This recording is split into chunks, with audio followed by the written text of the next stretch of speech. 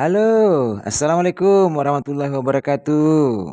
Bapak-bapak, ibu guru, para pemirsa, siapapun yang menyaksikan video ini, saya Mursalim, calon guru penggerak angkatan ke-7, asal SMK Negeri 3 Majene, Sulawesi Barat. Pada kesempatan ini, saya akan menguraikan tugas 1.4.A.9, aksi nyata modul 1.4. Budaya positif, yaitu membuat keyakinan kelas. Selamat menyaksikan, semoga video ini membawa manfaat bagi kita semua. Rancangan Aksi Nyata. Latar belakang. Kesadaran akan penerapan disiplin di SMK Negeri 3 Majene masih berdasarkan motivasi ekstrinsik, di mana pembinaan positif yang diterapkan belum mencapai pada disiplin positif, namun masih menganut reward and punishment. Dengan kondisi seperti ini, komunikasi yang dibangun masih satu arah. Peran atau kontrol guru belum sampai pada tahap manajer, tapi masih sebagai hakim bagi murid. Bagaimana mendisiplinkan peserta didik bermula dari kesadaran dan menimbulkan motivasi intrinsik.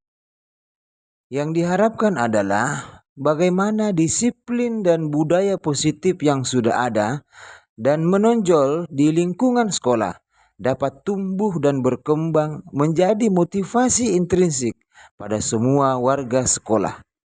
Lalu, bagaimana budaya positif di sekolah yang harus dikembangkan oleh guru untuk mewujudkan karakter atau profil pelajar Pancasila?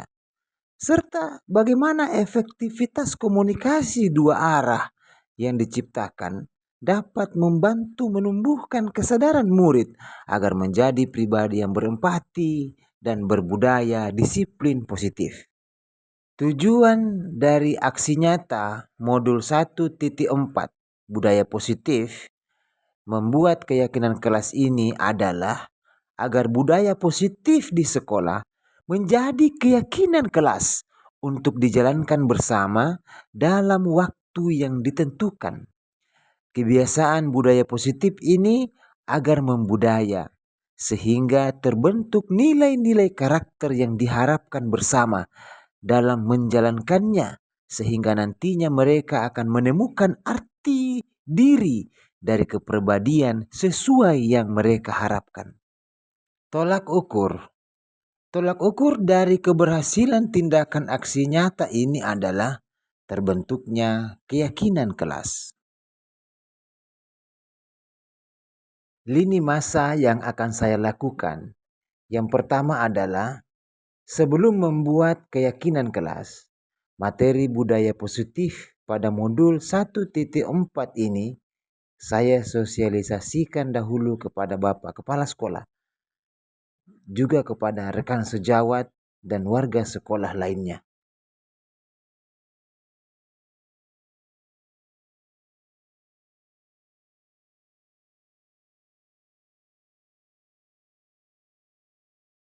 Ini menarik disiplin karena sekolah kita ini memang sudah menjadi motonya ya.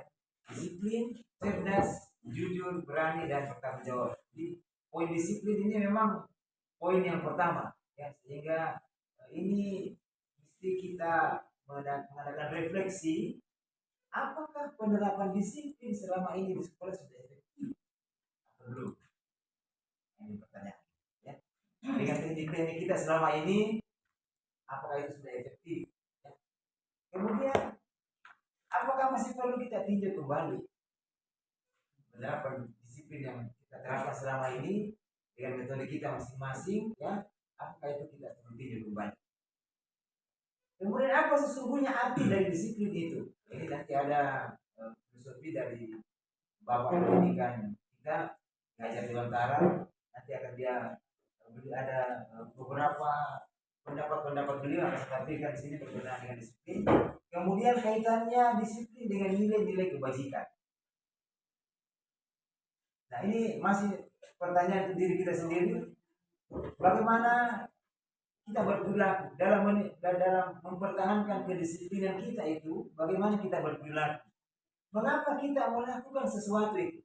Atau mengapa kalau kita misalnya kita ingin menjaga kedisiplinan kita, misalnya dengan lebih awal ke sekolah, sebelum jam pertama dimulai, kemudian kita mengajar sesuai dengan jam mengajar kita, apa yang kita lakukan itu, atau mengapa kita melakukan itu?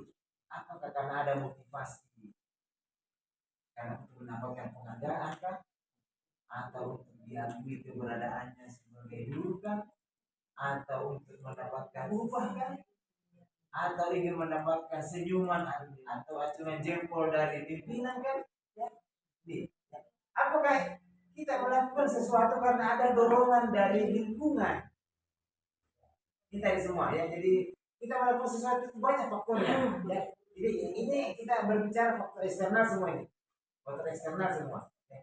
Karena ada pengaruh lingkungan. Kita berada di lingkungan teman-teman yang disiplin, sehingga kita ikut disiplin. Ya. Kita belajar berada di lingkungan siswa yang disiplin, sehingga kita mestinya memacu diri untuk lebih disiplin lagi. Karena kata pepatah, kalau guru kencing berdiri, siswa kencing berjalan. Kalau siswa kencing berjalan, kalau guru kencing berjalan, siswa kencing berlari. Artinya apa? Kedisiplinan itu atau guru itu harus menjadi cerminan kepada siswanya. Ya. Jadi sebaik-baiknya guru itu merupakan cerminan terbaik bagi siswanya. Lalu terkadang kita melakukan sesuatu itu karena kita menghindari ketidaknyamanan. Kita kadang-kadang disiplin atau menjaga nilai-nilai positif kita itu karena kita tidak enak sama teman, tidak enak sama pimpinan, ya.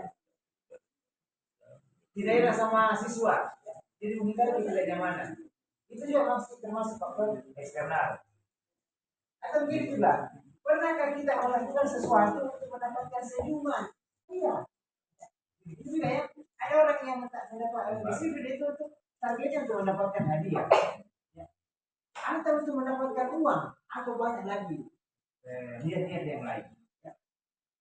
Nah sekarang mari kita membahas tentang konsep disiplin positif yang merupakan unsur utama dalam terwujudnya budaya positif yang kita cita-citakan di SMK Tiga Wajah. Jadi sebaik-baiknya motivasi disiplin yang mestinya kita bangun ini adalah motivasi intrinsik, ya. Motivasi disiplin yang lahir dari dalam diri, bukan karena faktor eksternal tadi. Karena eksternal itu hanya bersifat sebentar.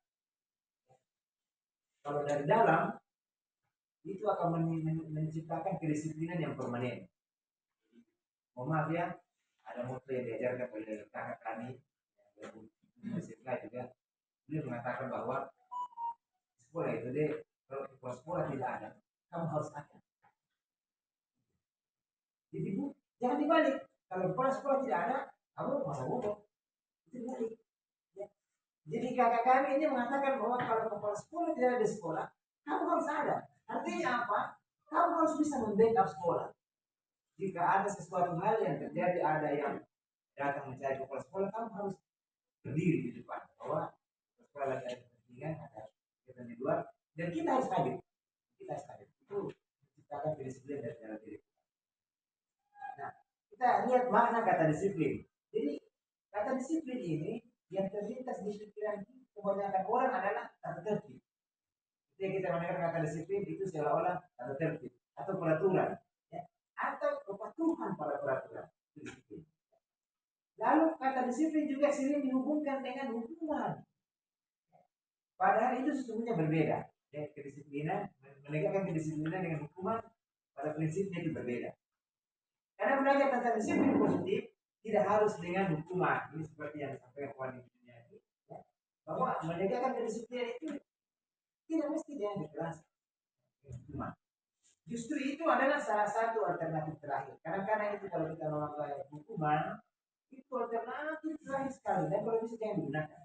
Inilah buah pertama yang kami dapatkan dari program guru penggerak ini, ya. Kita mendapatkan lompatan pemahaman dalam pembelajaran di sekolah bahwa hukuman itu atau menegakkan kedisiplinan itu tidak mesti dengan kekerasan. Ini buah pertama ya. Kita bawa sekolah, kita kemas di sekolah untuk menciptakan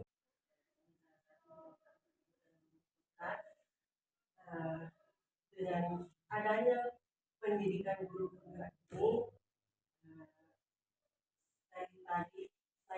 menyimak bahwa ini sepertinya dihajar Dewantara paling terbaik, karena ya kemarin-kemarin ini kita tidak tahu apakah ini dihajar Dewantara masih tetap ini, tapi dengan adanya pendidikan guru penggerak ini dihajar Dewantara itu sangat familiar dengan adanya ini. Kemudian di sini saya menyimpulkan bahwa salah satunya dari filosofi dihajar Dewantara itu adalah memimpin pembelajaran berpusat kepada peserta didik, sehingga peserta didik mengikuti proses pembelajaran atau kegiatan yang ada di sekolah itu berpusat kepada peserta didik, sehingga peserta didik itu bisa melakukan segala sesuatunya dengan senang dan hati. Dan saya ingin tanyakan Bapak Ibu yang Bapak pendamping, di sini saya mau tanyakan, kenapa baru sekarang ini bangkit kembali dihajar Dewantara ini? Selama ini kan kita juga kenal, ada Tumpuri Handayani, ada apa? Madya Karsa dengan Kulado. Ya, Karsa Kenapa sekarang Pak ada terjemahkan? Mungkin hanya itu Pak. Terima kasih. Banyak. Selanjutnya siapa dulu? Pak Daniel yang tua dulu. Materinya mengenai pertemanan. Kita ini seorang guru, memang kadang-kadang kita merasa sedikit dilema, ya, dilema. Kita mengajar siswa, kita menjadikan siswa pintar, tetapi siswa itu kan banyak macam juga karakter dan wataknya. Mungkin karena dia dipengaruhi dari ya seperti tadi ada temannya berkali lingkungan keluarganya, mungkin bapak ibunya bercerai atau mungkin ada faktor lain.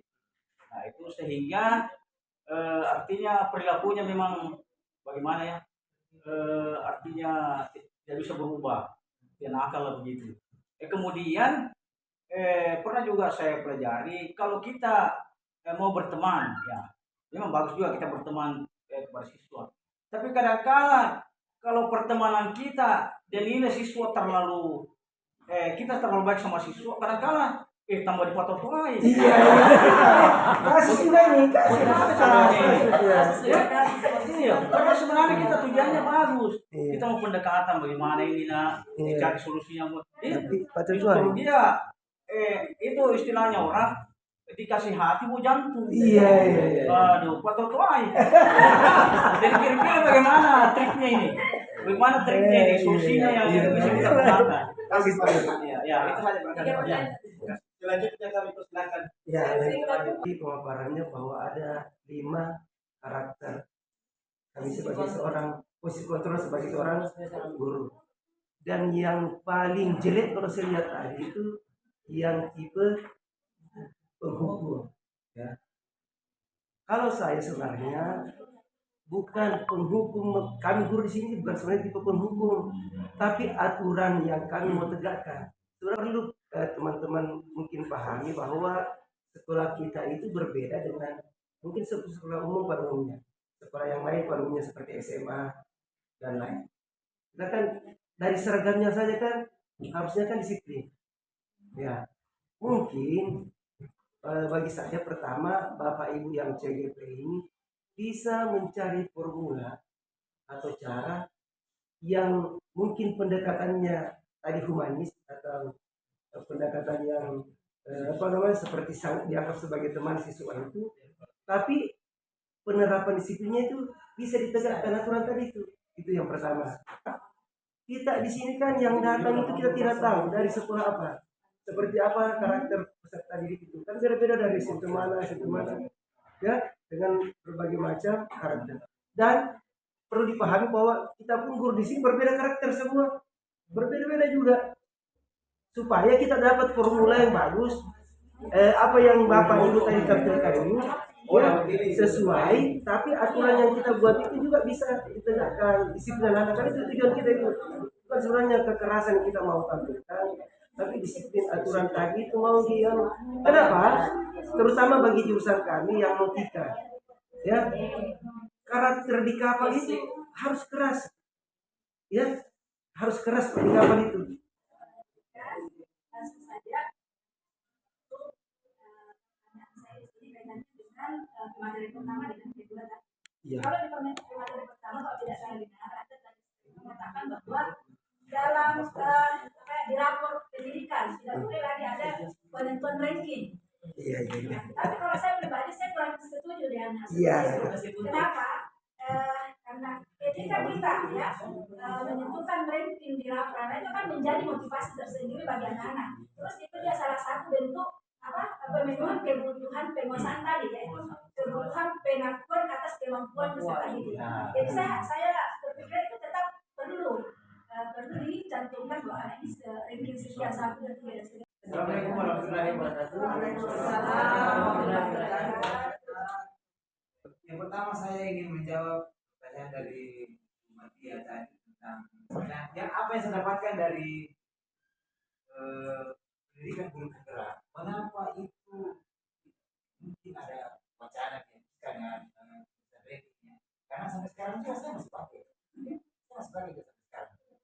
Karena ternyata memang yang saya dapatkan itu adalah secara sepintas memang itu memberi motivasi yang positif kan. Tapi ada hal yang kadang-kadang kita tidak pikirkan. Ternyata itu menjadi kalau kita kembali ke asas keadilan, ternyata itu menghakimi bagian yang punya data. Kita ada asas keadilannya di situ. Jadi yang mau dikedepankan sebenarnya asas keadilannya supaya yang rendah nilainya kasihan dia tidak merasa dihakimi dan keadaannya. Karena banyak faktor yang menyebabkan nilainya rendah itu tadi. Artinya memberikan satu model pembelajaran kepada siswa itu jangan satu model. Karena kalau kita menggunakan satu model, kasihan yang terlambat. Karena siswa ini kan ada yang cepat menangkap, ada yang sedang, ada yang lambat. Kalau kita hanya satu model, biasanya hanya memenuhi kebutuhan bagi yang satu sisi saja. Misalnya yang cepat menangkap yang betul. Tapi yang lambat, dia akan selalu merasa terzalimi. Dia akan merasa terhakimi dengan keterlambatannya. Olehnya itu dalam modul bahasa yang berdiferensiasi harus menyiapkan ruang bagi siswa yang lambat. Dan itu yang beda penanganannya modelnya. Kalau misalnya yang mengenali, kalau misalnya yang cepat menangkap materi, modulnya tentang menganalisa. Yang lambat menangkap materi, modulnya sama ya, mata pelajaran yang sama, tapi dia pada tahap mengamati saja, atau mengumpulkan berita, clipping atau. Jadi inilah model-model yang mesti kita terapkan itu. Ya. Kalau itu tidak terapkan, lalu kita menulis ranking, kasihan yang lambat. Kemudian untuk Pak Herianto Simon tentang hukum, ya, istilah yang melanggar ada 5. Terkait begini Pak, kita tidak selamanya berperan sebagai posisi kontrol hukum, meskipun kelihatannya tidak hukum, tapi sebenarnya itu sudah hasil konsekuensi. Karena kita memberikan hukuman ke anak-anak itu tidak serta-merta, tidak langsung. Anak-anak itu sudah tahu bahwa kalau dia terlambat, dia pasti disuruh begitu. Itu sudah konsekuensi, bukan hukuman. Bukan, itu konsekuensi yang mereka harus terima. Cuma kesalahan kita di sini adalah karena ini informasi baru juga, kita belum membuat keyakinan sekolah. Kalau kita sudah ada keyakinan sekolah itu dan kita semua dewan guru harus begitu. Sebenarnya tidak jauh beda dengan tertib. Yang kedua adalah sosialisasi budaya positif tentang keyakinan kelas kepada siswa. Poin A, menyampaikan kepada siswa apa itu budaya positif. Kemudian poin B, mengapa budaya positif itu menjadi penting Poin C, apa kaitannya dengan keyakinan kelas? Poin D, apa itu kesepakatan kelas? Poin E, apa itu keyakinan kelas? Kemudian poin F, mengapa harus disepakati bersama? Poin G, pentingnya keyakinan kelas. Dan poin H, tindak lanjut keyakinan kelas. Sekarang, mari kita membuat keyakinan kelas. Saya akan memberikan definisinya terlebih dahulu, bahwa keyakinan kelas adalah sesuatu yang diyakini bersama yang berasal dari penyatuan pikiran untuk menjadi nilai-nilai kebaikan untuk diturunkan di kelas-kelas. Keyakinan kelas ini dibentuk berdasarkan keinginan adanya disiplin positif yang nantinya digunakan untuk membangun budaya positif di sekolah. Assalamualaikum warahmatullahi wabarakatuh. Waalaikumsalam warahmatullahi wabarakatuh. Anak-anak sekalian, pada hari ini Bapak akan mensosialisasikan tentang keyakinan kelas. Ya. Jadi keyakinan kelas itu adalah kesepakatan yang kalian buat, kalian sendiri buat terhadap nilai-nilai positif yang anak-anak sekalian mau kembangkan, ya, baik pada diri Anda, anak sekalian, maupun untuk lingkup sekolah. Ya. Jadi pada kesempatan ini kita akan membuat nilai-nilai itu. Ya. Jadi nilai-nilai itu misalnya, saya contohnya ya, misalnya tidak terlambat sekolah, itu satu nilai. Misalnya lagi, jangan makan dalam kelas. Nilai. Ya. Jadi silakan berinovasi, memikirkan nilai-nilai apa yang cocok untuk kita amalkan di dalam kelas. Ya, nanti ini akan bergerak terus. Kemungkinan setiap wali kelas akan membuatkan juga itu, ya, nilai-nilai keyakinan kelas yang menjadi kesepakatan kelas. Harapannya dengan adanya keyakinan kelas ini, di kelas itu akan lebih nyaman, lebih tertib, lebih teratur. Ya. Kalian juga belajar lebih nyaman, guru juga mengajar lebih nyaman, sehingga menciptakan suasana yang kondusif, ya, kondusif. Karena sudah tidak ada hal-hal yang mengganggu di kelas. Yang mengganggu itu kan biasa kan terlambat masuk di kelas, mengantuk, tidak datang ke sekolah dengan tanpa ada berita, informasi. Termasuk itu juga, ya. Keluar masuk dalam ruang kelas tanpa izin, ya. HP-nya bunyi. Itu juga bisa menjadi keyakinan kelas. Misalnya pada saat belajar, HP dinonaktifkan. Itu beberapa nilai yang bisa kita sepakati untuk membuat keyakinan kelas. Jadi keyakinan kelas ini merupakan suatu kesepakatan bersama, ya, yang mungkin sebelumnya itu namanya tata tertib. Ya, jadi mungkin nama sebelumnya ini sebenarnya sudah hal yang biasa, ya. Mungkin dulu disebut dengan tata tertib sekolah atau tata tertib kelas. Nah, di kurikulum Merdeka ini itu dirubah namanya menjadi keyakinan kelas.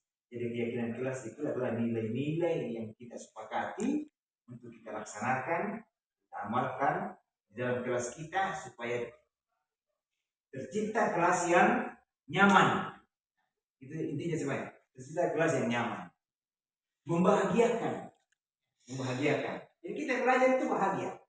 Anak-anak sekarang ini belajar itu harus bahagia. Jadi jangan ada hal-hal yang membuat pikiran anak-anak sekalian terganggu. Itulah adanya guru penggerak ini supaya memediasi apa-apa yang menjadi kekurangan pada saat-saat yang lalu, kurikulum yang lalu, disempurnakan. Ya. Misalnya ada yang sering terlambat, itu ditelusuri. Kenapa sering terlambat? Ya, saya sudah buat videonya itu tentang segitiga restitusi dengan teman-temanmu. Ya. Mengapa sering terlambat dan dicarikan solusi. Baiklah, untuk menghemat waktu, kita mulai membuat beberapa kalian menulis keyakinan kelas, ya pendapatmu. Jadi kesepakatan kelas dulu kita sepakati, nanti setelah itu baru menjadi keyakinan kelas. Jadi anak-anak sekalian, kertas yang Bapak sudah bagikan ini, silakan anak-anak sekalian menuliskan nilai-nilai apa yang akan menjadi kesepakatan kelas, yang nantinya itu akan menjadi keyakinan kelas. Silakan tulis. Jadi keyakinan kelas itu dari anak-anak sekalian, kalian sendiri yang membangun keyakinan kelasnya. Silakan dituliskan, nanti ditempelkan di papan tulis.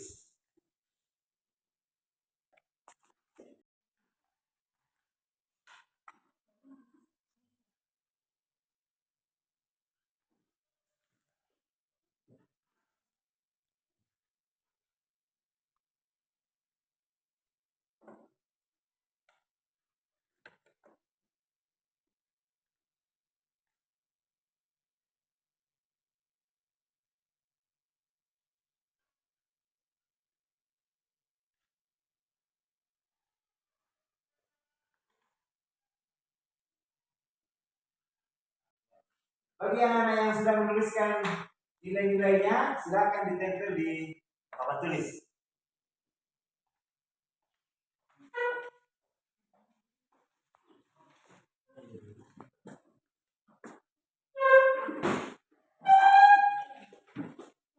Silakan.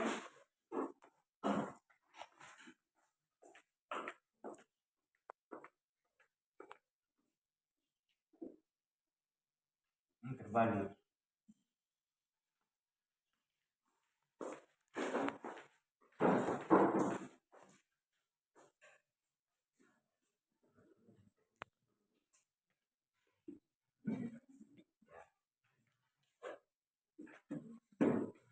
Silakan. Yang ada di rumah itu yang bagian bawah ya.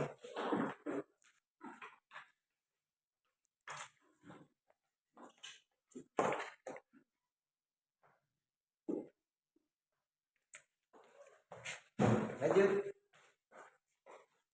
Erwin.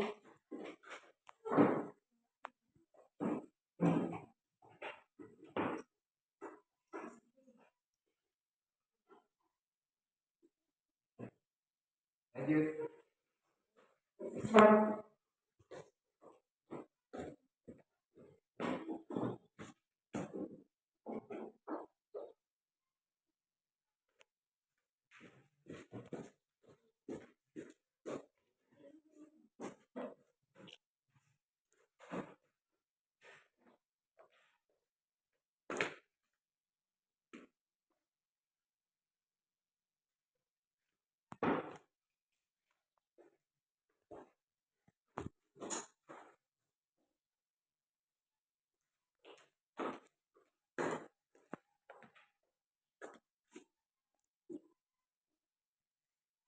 Lanjut.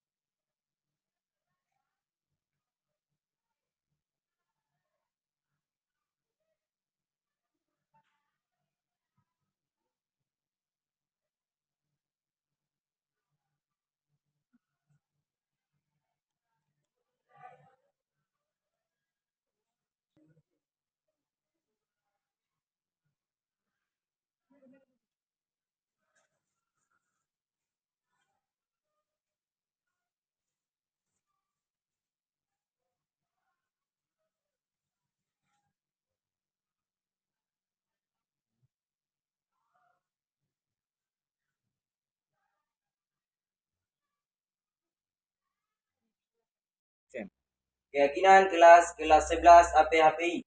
1. Menghargai atau menghormati guru saat mengajar. 2. Masuk kelas tepat waktu. 3. HP dinonaktifkan saat belajar. 4. Tidak boleh dan atau ribut dalam kelas. 5. Ruang kelas dan teras selalu bersih. 6. Tidak boleh makan dalam kelas saat pembelajaran. 7. Menjenguk dan membantu teman yang sakit atau kesusahan. 8. Mengucapkan salam ketika masuk kelas. 9. Membaca doa sebelum dan sesudah jam pembelajaran. Terima kasih Bapak Guru kami, Pak Mursalim, telah membimbing kami dalam pembuatan keyakinan kelas kami, yaitu kelas 11 APHPI. SMK bisa, SMK luar biasa. Salam guru penggerak, majukan pendidikan Indonesia. Testimoni dari guru dan siswa. Bismillahirrahmanirrahim. Assalamualaikum warahmatullahi wabarakatuh. Saya Julian Saleh SPI selaku Ketua Program Keahlian Agribisnis Pengolahan Hasil Perikanan SMK Negeri 3 Majene. Saya melihat apa yang dilakukan oleh Bapak Mursalim Eskel, calon guru penggerak angkatan 7 dari SMK Negeri 3 Majene, Sulawesi Barat, dengan membuat keyakinan kelas di kelas. Bapak Mursalim mengajar memberikan dampak positif dan pengaruh yang sangat baik kepada siswa, sehingga proses pembelajaran di kelas lebih nyaman. Terbukti dengan kehadiran siswa hampir setiap hari 100%. Guru lainnya pun juga merasakan manfaatnya dengan suasana kelas yang lebih nyaman dan kondusif. Terima kasih kepada pemerintah pusat dan Kementerian Pendidikan yang telah membuka program guru penggerak untuk para guru Indonesia. Semoga membawa peningkatan kualitas, kesejahteraan, dan kemakmuran bagi bangsa Indonesia. Salam guru penggerak. Assalamualaikum warahmatullahi taala wabarakatuh. Perkenalkan, nama saya Erwin, kelas 11, jurusan Agribisnis Pengolahan Hasil Perikanan, SMK Negeri 3 Majene. Kami mengucapkan terima kasih banyak kepada Bapak Guru kami, Pak Mursalim Eskel, yang telah membimbing kami dalam pembuatan keyakinan kelas kami. Dengan adanya keyakinan kelas, terasa manfaatnya karena kelas kami lebih nyaman, bersih, kondusif, dan kompak. Kami sangat merasa bahagia dengan adanya keyakinan kelas ini. Sekian dari saya. Assalamualaikum warahmatullahi wabarakatuh. Demikian tugas aksi nyata modul 1.4 budaya positif, yaitu membuat keyakinan kelas. Semoga video ini bermanfaat dan bisa menjadi inspirasi kepada Bapak Ibu guru serta pemirsa sekalian. Sekian dan terima kasih.